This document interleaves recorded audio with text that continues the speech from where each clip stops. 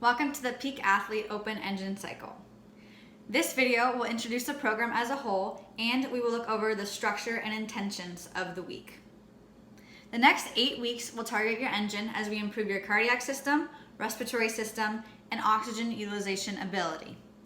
We will develop these systems with the assault bike, rower, ski erg, the rope with double unders, and your body with burpees. So let's take a look at what each day will consist of throughout the whole cycle. The first day, we will always work on burpees or burpee technique. The second day, we will always work on double unders and bounding mechanics along with assault bike power output. The third day, we will work on rowing technique and rowing capacity. The fourth day will be a zone 1 or lower intensity endurance style session. The fifth day will be running and speed work.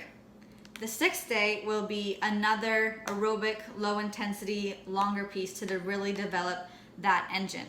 And the seventh day will just be rest. So the first week will be a testing week. So on that first Monday, we're gonna have a very simple test of 100 bar facing burpees for time. We have a 10-minute cap on this, and the standards are 2 feet must take off at the same time when you jump over the bar, and your chest and thighs must touch the ground. It's a pretty simple test. It's gonna sting and hurt a little bit, but it's a really good baseline to establish for the coming open, because the open usually and most likely will have burpees. The second day, we will test double unders. So you will have 5 attempts to establish a max unbroken set. Pretty simple there also. Rest is needed in between attempts so that you can make sure those shoulders are nice and fresh for each attempt that you do. Part B will be assault bike, 3 minutes for max calories. So you will just set the clock, go as hard as you can for 3 minutes, really get on that verge of pacing because it is 3 minutes and you don't want to sprint the whole thing, but you also want to have a high output so you can get as many calories as possible. That one will be fun. The third day, we're going to do a simple test of rowing and air squats, 40, 30, 20, 10, going down the ladder of air squats and calories on the rower. This is testing your rowing ability because it does have a decent amount of calories to row, but it's also testing your ability to transition in and out of the rower, because usually in the open, we're not just rowing, it's usually paired with something else. And you can waste a lot of time just trying to get your feet into the straps and fiddling around with trying to get set up. We want to be as most efficient as possible in getting in, getting our first pulls, and getting those calories and not wasting any time. Then the fourth day won't be any testing. It'll just be a nice 5 sets at a conversational pace.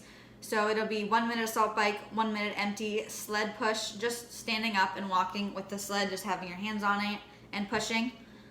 Preferably just an empty sled. Then 1 minute row, 1 minute ski, 1 minute single unders, and 1 minute no push-up burpees. So you'll just go into a plank position and then hop back up and pop your hands over your head. You should be able to talk to someone the full time in these 5 sets, because we don't want to be going that hard where you're being taxed. You should feel pretty good and energetic afterwards, and very low intensity. Then the 5th day, we will do another test, since this is the testing week, for total time, 200 meter run, resting 1 minute, and then another 200 meter run for time. So there will be 2 scores.